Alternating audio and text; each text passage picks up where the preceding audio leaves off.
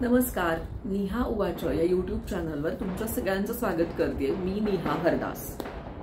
बाहेर फटाके वगैरे वाजतात, म्हणजे कदाचित कुठलं तरी लग्न लागलेलं आहे किंवा मग लग्नाची वरात वगैरे घरी आलेली आहे। कारण आता सध्या जवळपास रोजच मुहूर्त आहेत आणि रोजच लग्न लागतात। तुम्हाला काही आली की नाही इन्व्हिटेशन? मला तर आली बाबा। मी 2-3 कार्यक्रम अटेंड पण केले आणि अजूनही मला या महिन्यात आणि जानेवारीमध्ये सुद्धा काही कार्यक्रम अटेंड करायचे। पण प्रश्न असा पडला मला की जेव्हा मी माझं कपाट चेक करत होते त्यावेळी नेहमी सगळे जोक्समध्ये बोलतात ना, तसंच झालं। म्हणजे कपाटामध्ये एवढे कपडे दिसतात, पण ह्याच्यातलं नक्की घालायचं काय? आणि दरवेळेला काहीतरी नवीन घालावंसं वाटतं। कपाटामध्ये जे काही खरेदी करून ठेवलेलं असतं ते नकोच, ते बोर झालं, ते जुनं झालं, असं सगळं वाटत राहतं। मग काय करायचं असं मला प्रश्न पडला आणि त्याच वेळेला मला आयडिया सुचली की यावरती एक व्हिडिओ आपण बनवलाच पाहिजे। गेस्ट म्हणून आपण ज्यावेळी दुसऱ्यांच्या कार्यक्रमांमध्ये जात असतो त्यावेळेला दरवेळी कपडे खरेदी न करता असं काही उपाय असू शकतो का की आपण जुनेच कपडे परत एकदा वापरू शकतो? तर हा व्हिडिओ आत्ता तरी फक्त मुलींसाठी आहे, म्हणजे मुली आणि बायकांसाठी आहे। मुलांसाठी स्टायलिंगच्या टिप्सचा काहीतरी एक वेगळा व्हिडिओ आपण ह्याच्यानंतर करू। आपण ना यूट्यूब वरती जर का काही सर्च केलं असं साडी रिस्टायलिंग वगैरे, तर आपल्या लक्षात येईल की खूप व्हिडिओज आहेत, खूप क्रिएटर्स ऑलरेडी ह्या विषयावरती बोललेले आहेत। मग असं असताना आता मी परत वेगळं बोलणार काय आहे किंवा वेगळं काही बोलायची गरज आहे का? तर मला असं वाटतं की आहे।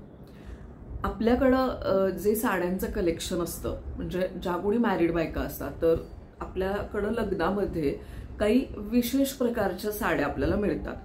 5 किंवा 3 किंवा 7 वगैरे अशा साड्या आपल्याकडं असतात आणि काही ठराविक कलरच्या साड्या या आपल्याकडे खूप जास्त असतात। जे नॉर्थ किंवा इतर ठिकाणच्या लोकांमध्ये बघितलं तर त्या कलरच्या साड्या आपल्याला बघायला मिळत नाही।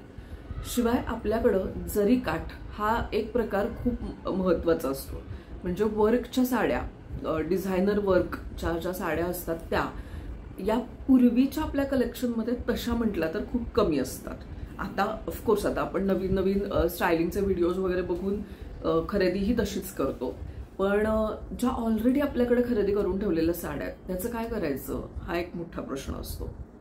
तर यासाठी सगळ्यात आधी आपण हा विचार करूया की आपल्याकडे साड्या कुठल्या कुठल्या असतात।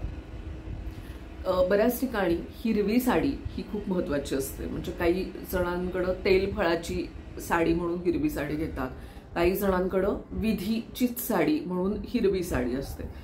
तर हिरवी साडी, आणि शक्यतो त्याला अगदी 90% वेळेला त्याला लाल किंवा मरून कलरचे काठ असतात, खूप कमी वेळेला केशरी आणि गुलाबी कलरचे काठ अशा काठाच्या आपल्याकडे साड्या दिसतात। तर अशी असते हिरवी साडी, पिवळी साडी ही आपल्या प्रत्येकाकडं एक तरी असतेच।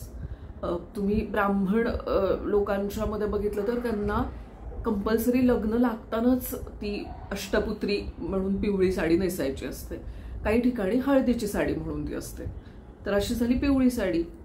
आपल्याकडं बॉलिवूड इन्स्पायर्ड गोष्टी असल्यामुळं एक तरी लाल साडी, पूर्ण लाल साडी ही आपल्या सगळ्यांकडे असते, त्यामुळे एक झाली लाल साडी। आणि मग याच्या व्यतिरिक्त आणि बाकी साड्या, म्हणजे ज्या काही कुठल्या घेतल्या जातील, पण ह्या 3 प्रकारच्या 3 रंगाच्या साड्या आपल्याकडे कन्फर्म असतात आणि त्या जरी काठामध्ये असतात। आता याच्यासोबत स्टायलिंग करायचं झालं तर आपण काय करू शकतो? तर एकंदरीत स्टायलिंग करताना आपल्याला एक गोष्ट लक्षात ठेवायची आहे, कुठलीही गोष्ट खूप जास्त झाली ना की ती खूप बटबटीत दिसायला लागते। आणि तुम्ही जेव्हा गेस्ट असता, म्हणजे जर तुम्ही लग्न घरातले खूप जवळच्या लोकांपैकी असाल तर तुम्ही तसं दिसलात तरी काही हरकत नाहीये, कारण मग नटणं सजणं पण त्याच दिवशी होतं। पण गेस्ट म्हणून आपण जात असताना इतकं नटायची काही गरज नसते की तिथं असलेल्या लोकांनाही प्रश्न पडावा की तुम्ही घरातले आहात का तुम्ही बाहेरचे आहात। तर त्याच्यामुळं शक्यतो तुम्ही जर साडी वापरत असाल तर साडीसोबत त्याचं जे मॅचिंग ब्लाऊज आहे ते न वापरता साडीमधल्याच कुठल्याही एका कलरचं प्लेन ब्लाऊज तुम्ही वापरू शकता. आता या प्रकारच्या गोष्टी परत परत करता याव्यात याच्यासाठी तुम्ही काय करू शकता, तर आपले जे बेसिक कलर्स आहेत, म्हणजे बेसिक हिरवा कलर, हिरवा पण बॉटल ग्रीन कलरच जास्तीत जास्त वेळेला वापरला जातो. तर बॉटल ग्रीन कलर, मरून कलर, रेड कलर, त्यानंतर आंबा किंवा हळदीचा पिवळा कलर, अशा रंगाचे थोडंसं पैसे इन्व्हेस्ट करून सिल्कचे आणि नसेल जमत तर रॉ सिल्कचे असे प्लेन ब्लाऊज तुम्ही शिवून ठेवू शकता, जे तुम्हाला मिक्स अँड मॅच करून वेगवेगळ्या साड्यांवरती वापरता येतील. आणि एक महत्त्वाचा कलर मी विसरले, गुलाबी कलर. गुलाबी म्हणजे राणी कलर म्हणतो ना आपण, किंवा मॅजेंटा कलर, तोही कलर बऱ्याच वेळेला असतो. तर या कलरचे ब्लाउजेस तुम्ही वेगळे शिवून घेऊ शकता, जे मिक्स अँड मॅच करून तुम्हाला या जुन्या साड्यांसोबत वापरता येतील.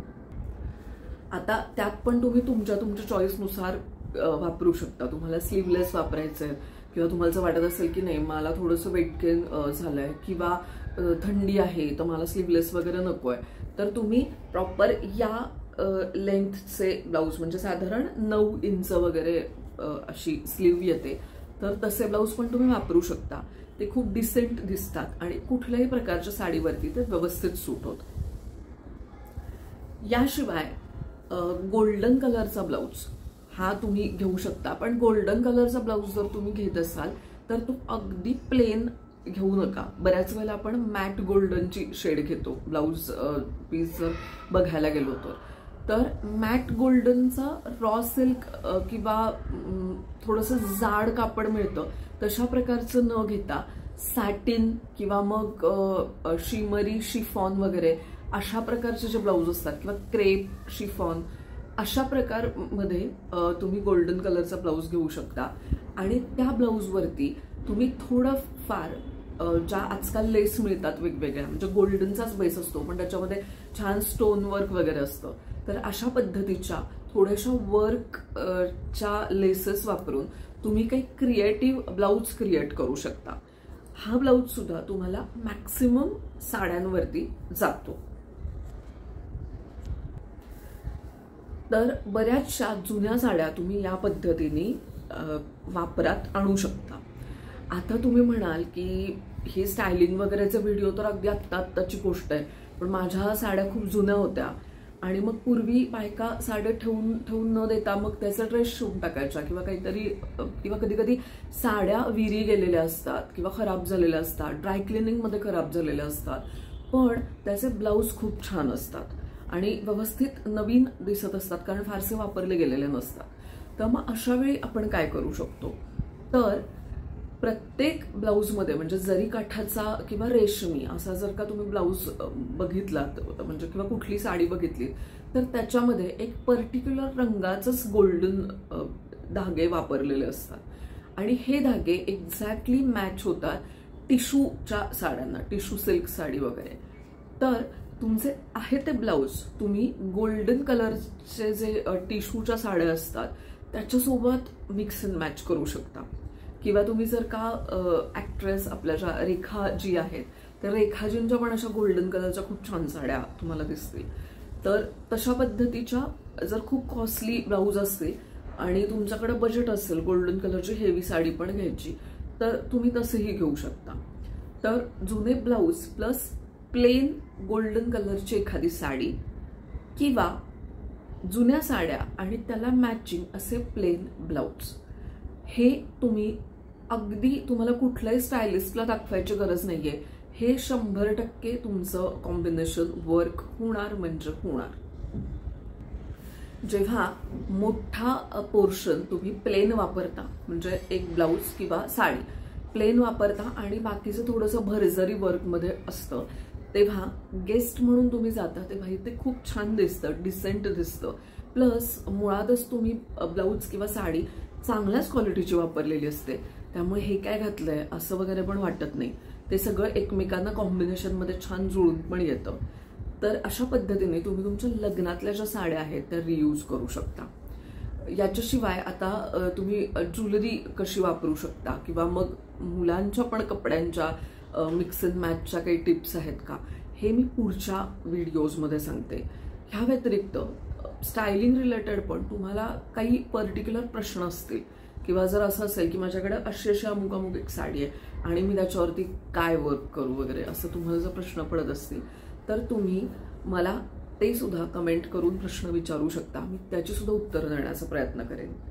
तर भेटूया पुढच्या अशाच एका छान व्हिडिओमध्ये. व्हिडिओ यायला थोडा उशीर होतोय ना, कारण बाकीची पण कामं सुरू आहेत. शिवाय लग्न सराई आहे, मला पण खूप इन्व्हिटेशन आहेत. पण काही हरकत नाही, मी त्यातल्या त्यात लवकरात लवकर व्हिडिओ टाकायचा प्रयत्न करते. तर भेटूया पुढच्या व्हिडिओमध्ये. बाय.